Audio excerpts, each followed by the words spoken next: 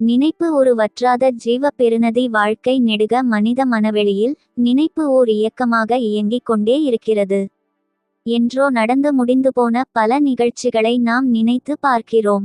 என்றாவது நடக்காதா வென்று நாம் ஆசைப்படும் நம்முடைய மனதில் கற்பனை வடிவில் நிகழ்த்தியே பார்க்கிறோம். நடந்து விடக்கூடாதே என்ற பயங்களையும் எண்ண வடிவில் நடத்தி பயப்படுகிறோம். நமது பிரச்சனைகளை நினைக்கிறோம், வருத்தங்களை நினைக்கிறோம், ஏமாற்றங்களை, பகைமையை, உறவை, இப்படி ஏதேனும் ஒன்றை மனத்தால் நினைத்து கொண்டே இருக்கிறோம். எதை பார்த்தாலும் அல்லது யாரை கண்டாலும் ஏதோ ஒன்று நம் நினைப்பில் வந்து போகிறது சில நிமிடங்களுக்கு.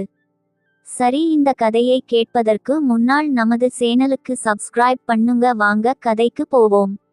21 வயதாகி விட்டாலும் மனதளவில் ரோஸ்மேரி வெறும் 12 வயது பெண்ணாக தான் இருந்தாள். ஒரு நாள் ரோஸ்மேரியின் அறையில் ஈசுச்சேரில் சாய்ந்து படித்து கொண்டிருந்தேன். தோட்டத்திலிருந்து ரோஸ்மேரி என்னை கூப்பிட்டபடியே வந்தாள். அவள் கூப்பிட்டது என் காதில் விழுந்தாலும் படித்து கொண்டிருந்த புத்தகத்தின் சுவாரஸ்யத்திலிருந்து எழாமல் அமர்ந்திருந்தேன். பாஸ், இங்கே பாரேன், படிச்சிட்டிருக்கேன், தொந்தரவு பண்ணாதே. தலையை நிமிர்த்தாமலே சொன்னேன். ஒரே ஒரு நிமிஷம் பார் பாஸ் என்றாள். எதுக்கு? பார்வையை உயர்த்தாமலே கேட்டேன். பாரேன். நிமிர்ந்து பார்த்தேன். 2 கைகளையும் என்னை நோக்கி நீட்டியபடி நின்றாள். போச்சு, உனக்கு வயசாயிடுச்சு பாஸ், கண் சரியா தெரியலை. கண்ணெல்லாம் நல்லாத்தான் தெரியுது. என்ன தெரியுது? நல்லா பார்த்துட்டு சொல்லு. 2 கையிலேயும் 2 ரோஜா வச்சிருக்கியா? சாரிம்மா, நான் பார்க்கலை. ரோஸ்மேரி சொன்னாள். வேற பூக்களை காட்டினா மட்டும் உடனே பார்த்துடுவே. பட்டென்று புத்தகத்தை மூடினேன். அன்னிக்கு ஒரு நாள் உன்னை இந்த மாதிரி பேசாதேன்னு வார்ன் பண்ணிருக்கேன். மறுபடியும் பேசறே, சம்பந்தமே இல்லாம பேசினே பளார்னு கன்னத்துல அரைஞ்சிடுவேன். அரை பார்க்கலாம்.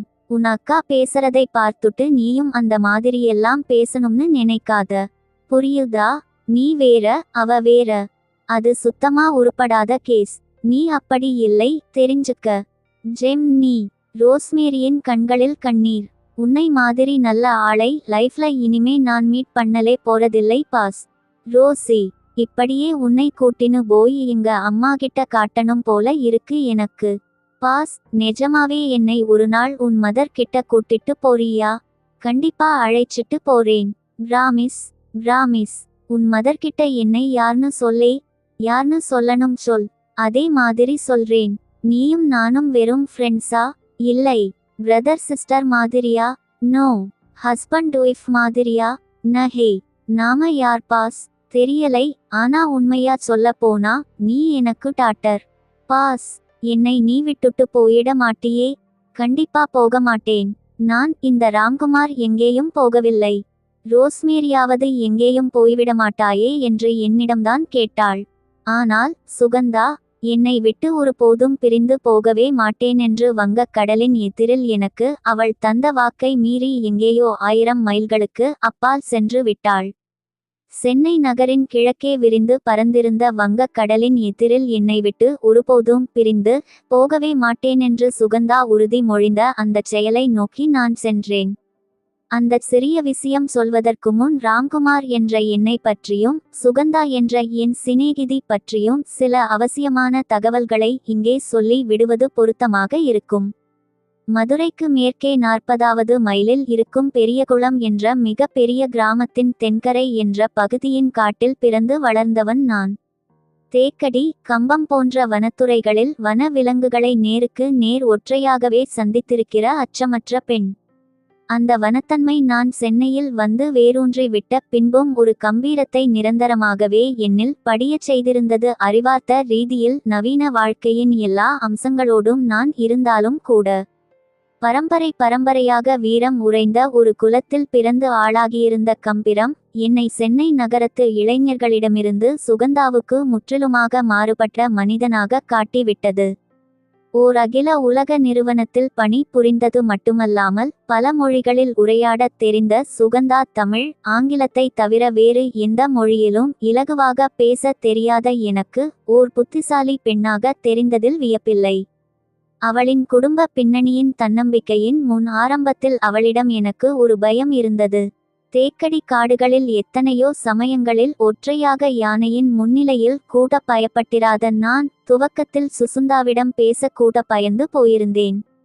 ஏறக்குறைய ஒரு வருடம் பஸ் பயணத்தில் எதிர்பாராமல் மயிலாப்பூரில் இருந்த பட்டாடை விற்பனை கூடத்தில் ஒருவரை ஒருவர் பார்க்க நேரிட்டு பேசி தினமும் மாலை வேளைகளில் சந்திக்கிற நண்பர்களாகி விட்டிருந்தோம். ஒவ்வொரு சந்திப்பிலும் எனக்கு சுகந்தாவிடம் நண்பன் ஆனேன். ஒரு நாள் மாலை மெரீனா மணல் வெளியில் அவளும் நானும் மெளனமாக அமர்ந்திருந்தோம். நான் கடலையே பார்த்து கொண்டிருக்க சுசுந்தா பொய்யாக ஒரு புத்தகத்தை புரட்டி கொண்டிருந்தாள். சிறிது நேரத்துக்கு பின் புத்தகத்தை மூடி வைத்தாள். நான் கடலையே கவனித்து கொண்டிருந்தேன். ராம்குமார் அழைத்தாள். நான் கடலைத்தான் பார்த்து கொண்டிருந்தேன். சில நிமிடங்கள் மௌனமாக இருந்த பின் மறுபடியும் கூப்பிட்டாள். ஹலோ ராம்குமார். எஸ். சற்றே அதிர்ந்தவன் போல சுகந்தாவை திரும்பி பார்த்தேன். சொல்லுங்க சுகந்தா என்றேன். கடலையே பார்த்திண்டு இருந்தீங்களே, என்னவோ யோசிச்சுண்டிருந்த மாதிரி. அப்படி என்ன யோசனை? சுகந்தா கேட்டாள். இந்த கேள்வி தான் எங்கள் இருவருடைய வாழ்க்கையின் போக்கை முழுமையாக மாற்றி அமைத்து விட்டது. ஒண்ணுமில்லே கசுந்தா, ஒண்ணுமில்லே. கடலையே பார்த்திட்டிருந்தப்ப சின்ன ஒரு சந்தேகம் வந்துச்சு எனக்கு. என்ன சந்தேகம் ராம்குமார்? ஒண்ணுமில்லே. கடல்ல ஒவ்வொரு அலையா வந்து வந்து போயிட்டிருந்ததை பார்த்ததும் நீங்களும் என் வாழ்க்கையில் ஒரு அழகான கடல் அலை மாதிரி வந்துட்டு கடல் அலை மாதிரியே விட்டுட்டு போயிடுவீங்களோன்னு நினைச்சு பார்த்தேன். அவள் சொன்னாள். போக மாட்டேன் ராம்குமார். அலை மாதிரி வந்துட்டு நான் போகவே மாட்டேன். சத்தியமா மாட்டேன். சுகந்தா என்னை விட்டு சத்தியமாக போகவே மாட்டேனென்று மட்டும் சொல்லவில்லை. ஆனால் அவள் தான் என்னை விட்டு பிரிந்தாள். இப்போது அவை எல்லாமே வெறும் நினைவு படிமங்கள் மட்டும்தான். இன்றைக்கு அந்த சுகந்தாவையோ ரோஸ்மேரியையோ அல்லது ரோஸ்மேரியின் அறிமுகம் எனக்கு கிடைப்பதற்கே காரணமான அவளின் மூத்த சகோதரி யான சீலியாவையோ நினைத்து பார்க்கிறபோது என்னுள் ஒரு நாடகத்தின் மேடை காட்சிகளை கவனித்து கொண்டிருக்கிற கவனம் மட்டுமே ஒளிர்ந்து கொண்டிருக்கிறது. அப்போது என்னுடைய தொழில் பட்டறையும் அலுவலகமும் ஒன்றாக இணைந்ததாக கிண்டியில் இருந்தது. மருத்துவமனைகள், ஹோட்டல்கள் மற்றும் தனிநபர்களின் வீட்டு உபயோகங்களுக்கான ஸ்டீல் பீரோ, கட்டில், மேஜை, நாற்காலி போன்ற தயாரிப்புகளில் ஈடுபட்டிருந்த அந்த சிறிய நிறுவனத்தை தனியொரு முதலாளியாக அந்த மிக இளமையான வயதிலேயே நான் நிர்வகித்துக் கொண்டிருந்தேன். ரோஸ்மேரியின் சகோதரி சீலியா ஜேஸ்மின் சிறிது முன் பணம் செலுத்தி என்றைக்கோ ஒரு பெரிய ஸ்டீல் பீரோவுக்கும் ஒரு பெரிய சுட்டில் ஒன்றுக்கும் ஆர்டர் கொடுத்து விட்டு குறிப்பிட்ட தேதியில் வந்து முழு தொகையையும் செலுத்தி எடுத்து கொள்ள ஒப்புக்கொண்டு போயிருக்கிறாள். ஆனால் அவள் டெலிவரி பெற்று கொள்ளச் சம்மதித்து போயிருந்த அந்த குறிப்பிட்ட தேதிக்கு மேல் ஒரு வாரம் ஆகியும் சீலியா பொருட்களை வாங்கிக் கொள்ள வராததால் இவ்விஷயம் எனக்கு தெரிவிக்கப்பட்டது. பாக்கி பணத்தையும் செலுத்தி உடனே பொருள்களை வந்து எடுத்து கொள்ளச் சொல்லி சீலியாவுக்கு கடிதம் எழுதினோம். சீலியா வரவில்லை. கடிதத்துக்கு பதிலும் எழுதவில்லை. 10 தினங்கள் கழித்து சீலியா பணத்துடன் பொருளை எடுத்து கொள்ள வந்தபோது அவளுக்காக தயார் செய்யப்பட்டிருந்த பீரோ அவசரமாக கேட்டு வந்திருந்த வேறொருவருக்கு 2 நாள்களுக்கு முன் தவிர்க்க முடியாமல் அவங்களுக்கு கொடுக்கப்பட்டு இருந்தது. தனக்கு உடனே பீரோ வேண்டுமென்று முறையிட்ட சீலியாவை பணியாள்கள் என்னிடம் அழைத்து வந்தார்கள்.